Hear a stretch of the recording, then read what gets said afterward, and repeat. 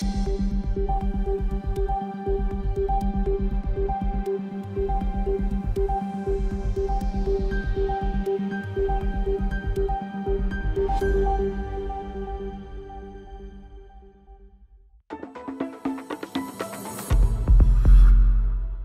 everybody for joining us here today. I'm very excited to share a set of new security announcements for our latest edition of Oracle Live. So let's talk a little bit about what's going on in the industry with respect to security, right? Cloud infrastructure has made it so much easier for people to develop new applications and to create new services. It's so easy to spin up and spin down environments and to have tons of flexibility. At the same time though, that's made doing security a lot harder. You can see here Gartner talking about how the vast majority of security problems are not caused by hackers getting into the cloud infrastructure provider themselves. It's really due to choices or configuration issues on the customer side. So the question is, why is that? Well, the cloud today provides a ton of security tools. No one can really say that we don't have enough security infrastructure offerings. In addition to those security tools, they come with bespoke instructions. There's not really a great way to combine all of this stuff. You know, you're handed a ton of these individual services. You're expected to wire them together in a variety of complex scenarios. You know, you have to configure your network security. You have to configure your user identity security. You have to configure your configuration drift security. All of these things are very complicated, and it's really quite easy to make a mistake in one area, and then you're exposed yourself to a lot of threats from the outside. So what if there was a different way to do this? Well, at Oracle, we think there is, and I'm here to tell you about that different way today. So we have a different take on cloud security, and I'll get into the details of how we do it, but first I want to lay out a very simple framework for how we think about cloud security. On the one hand, we want to have an extremely secure place. This is where you put your absolute most prized possessions. In many ways, you can think of this like a safe or a vault, a vault within a bank or a safe within your own home. And what you want to do is you want to put your most secure, most secret, most valuable things inside that location. And inside that location, you should know that security is always enforced. Now, as you know, you can't keep all of your money in your own safe. You can't put everything in the bank vault. You have to have access to things outside of that. And so what you also want is for those locations that are secure, but not maximally secure, you want to make sure that you have continual monitoring and that if there is a problem detected, you're notified about it right away, and ideally it gets fixed automatically. So in this model that we have here, some of the services that we've launched before fit into this model. So for example, with Autonomous Database, it's an extremely secure location. You can't turn security off. It's always enforced. Transparent disk encryption is always there. Backups are always encrypted, et cetera, et cetera. On the other side, we have Autonomous Linux, which obviously is a more complicated environment, right? It operates on your operating system. It automatically updates and patches your environment, but the patches only happen after the vulnerabilities have kind of been discovered. So to continue with that overall perspective, what we've done is we're launching two new things. One is called maximum security zones, which is really a way to codify this extremely secure location in your cloud environment. And then on the other side, we also have CloudGuard, which is the mechanism by which you can monitor, be notified, and remediate these detected security problems. On top of that, we have this new thing we call Security Advisor, which unifies all of these security products together into a cohesive whole. So let's talk a little bit more about maximum security zones. The way to think about maximum security zones is it's a way to configure a location in which you can't disable security. Security is enforced at resource creation time and cannot be disabled at any point in the future. We're going to go into some demos a little later. It sounds kind of abstract when we talk about it right now, but it comes with a set of predefined rules. And over time, you'll see from us, we'll continue to add more and more rules that can be enforced. And then we'll also add the ability for customers to vary their level of which rules they want to enforce. And customers can go and create custom security zones if they want to.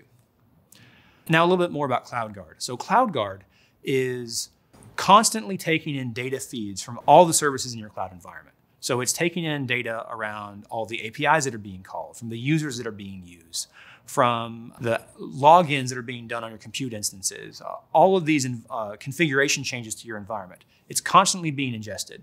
Then automatic detectors are run that detect potential security issues.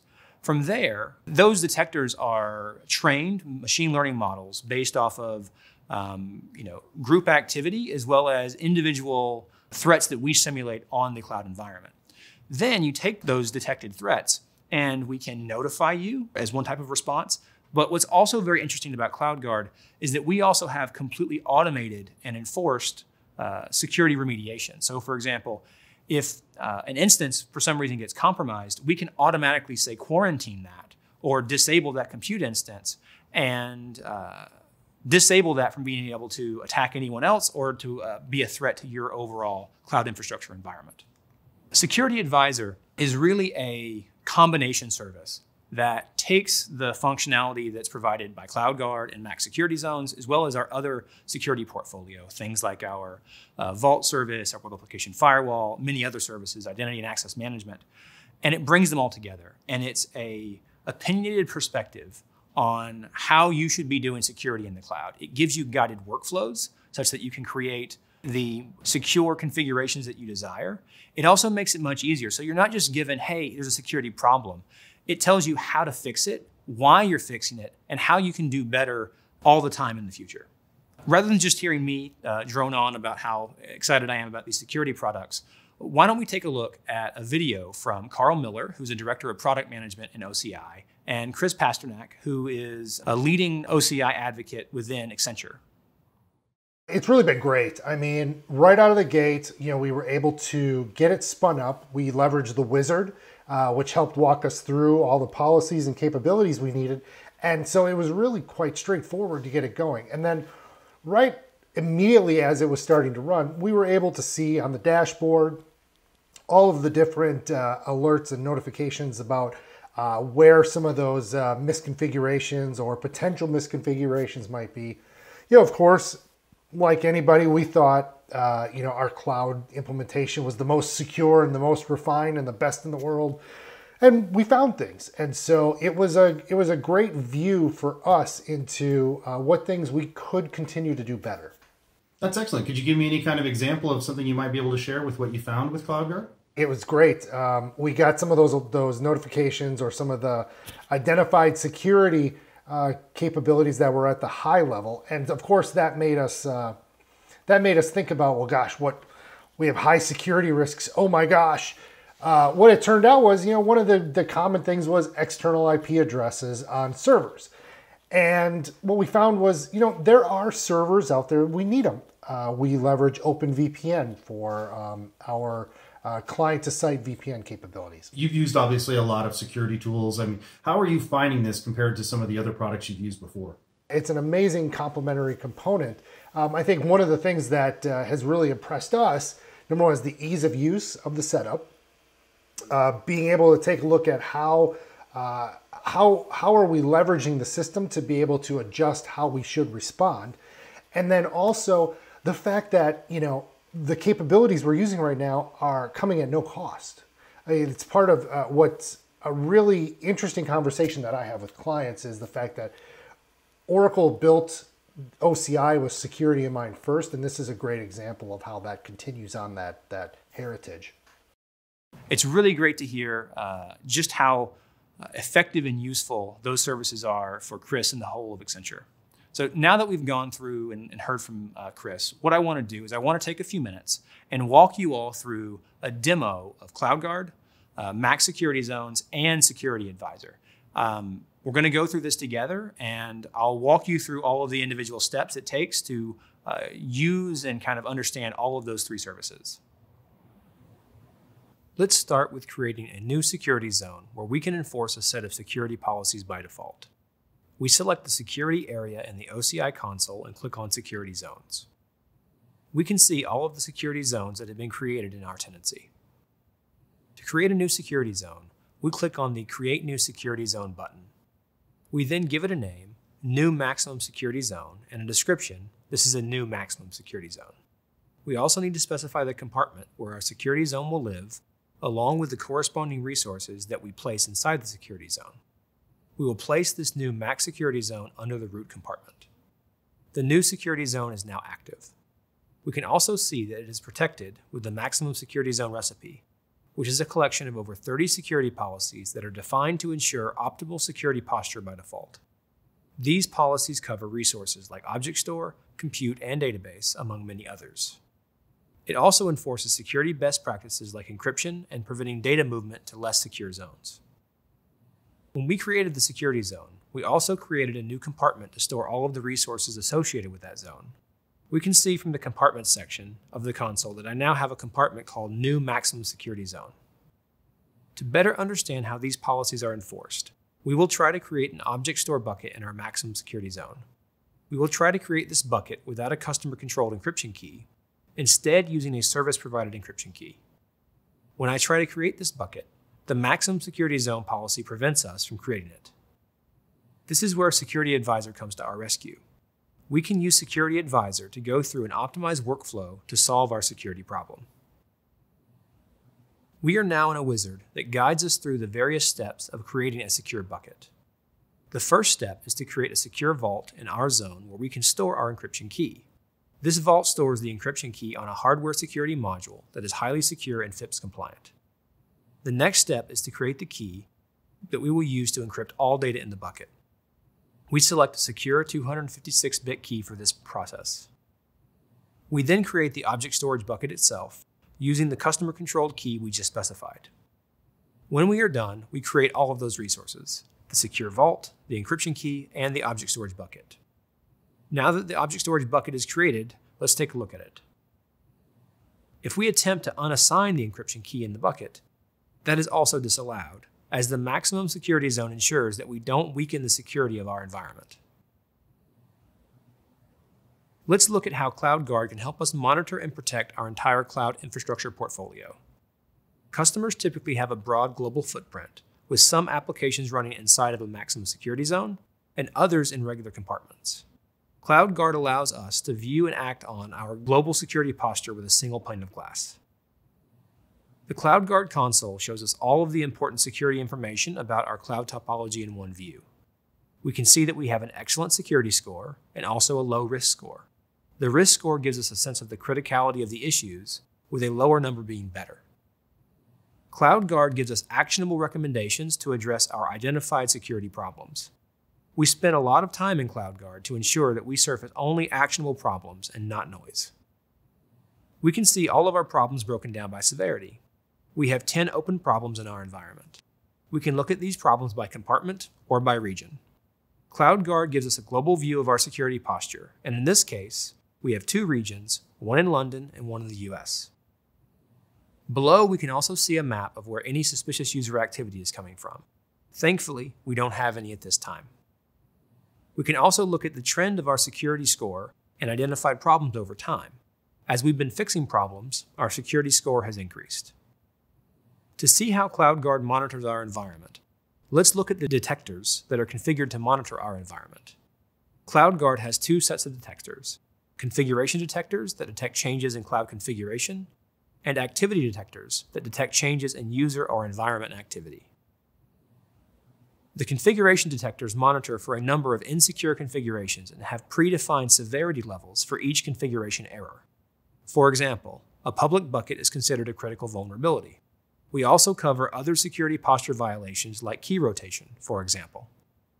We constantly monitor user activity on the system. Activity from a suspicious IP, for example, is a critical issue. These configuration and activity detectors combine together to form security expertise. We process these issues through machine learning algorithms and turn those issues into problems that are actionable. We take action on these problems through our responders. Our responders range from making a bucket private to disabling a user and can be set to act automatically or require a human approval. The entire detector, problem, responder framework has been designed to filter out noise and act quickly on security vulnerabilities. Let's take a look at CloudGuard in action. We are looking at a hacker who is trying to log into OCI using stolen credentials. This hacker happens to also be using an IP proxy via a Tor exit node to try to mask their footprint. Once the hacker has logged in, they typically look for data they can exfiltrate. In this case, the hacker looks across our regions and starts looking in the London region for data. The hacker searches through stores like Object Store to see if there is any valuable data. This hacker looks around a couple of compartments and then navigates to the Restricted Access compartment. The hacker has found some customer data in a bucket with confidential information. This hacker wants to make this bucket public so they can exfiltrate data. If we were using the maximum security zone for this bucket, this would be impossible. However, CloudGuard will still help us. This bucket has a number of associated zip files in it, which seem to contain valuable customer information. CloudGuard detects this problem and fires off an event to us as the security professional. What we are seeing here is an urgent Slack notification that CloudGuard has sent to us with the fact that a compromised user has logged into the system from a suspicious IP and has also made a bucket public. Once we receive this notification, we as the security professional log into CloudGuard to view our problem. Our problem count, which used to be at 10, has gone up to 11, with one new critical problem. Our user activity map shows a suspicious user alert in our London region.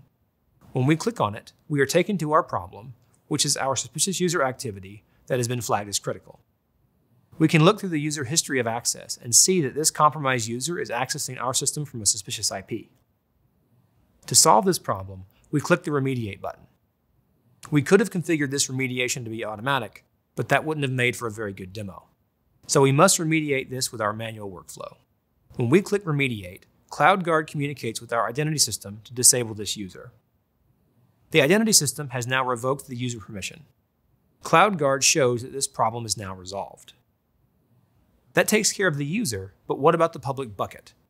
We don't have an open problem related to public buckets, which might seem weird. The reason for that is because CloudGuard was configured to auto-resolve this problem for us. When we go into our Resolve Problems for public buckets, we see that our public bucket has automatically been made private. CloudGuard detected this problem and remediated it in 5 seconds.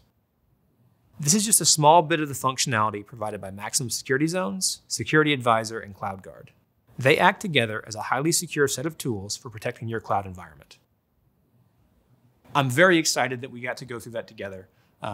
One more thing I want to do is showcase another important customer of ours. It's Tom from Darling Ingredients. He's having a conversation with Carl Miller, we saw before with Accenture, talking about his use of CloudGuard and security zones.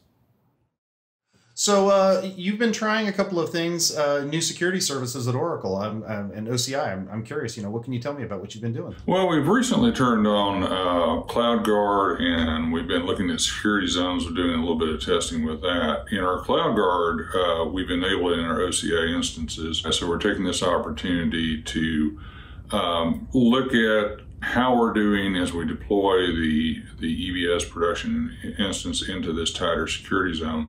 What I like about it is because it is continuously running and available to a wider group of people, it's not like a traditional cyber tool where cybersecurity would run a report, hand it to somebody.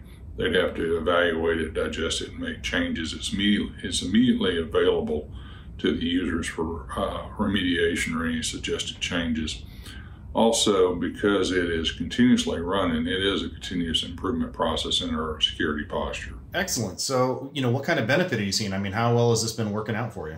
It's been working out really well. It's a built-in tool that people can log into the OCI console and take a look and see how they're doing during the deployment.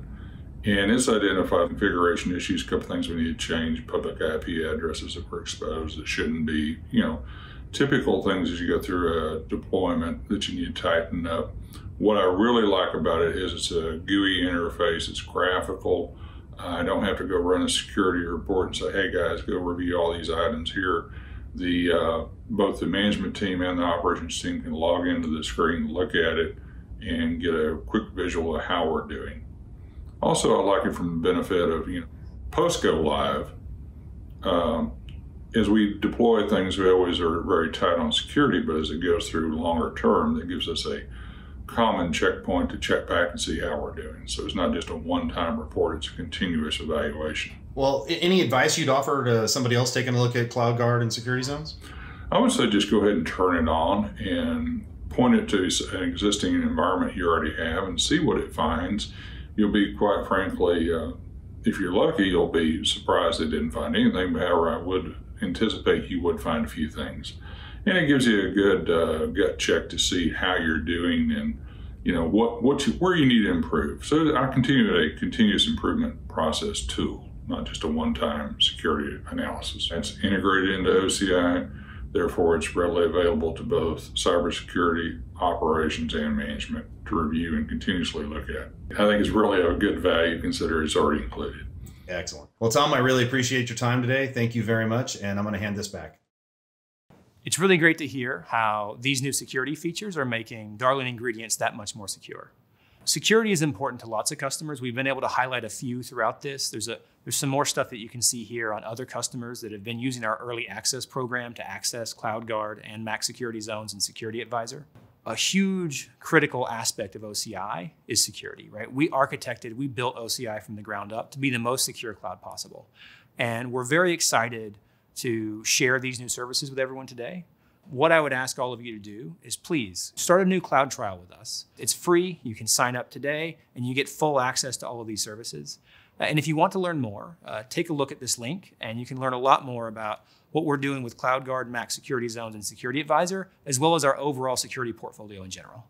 It's been really great having all of you here today with me. Be safe, have fun, and see you next time.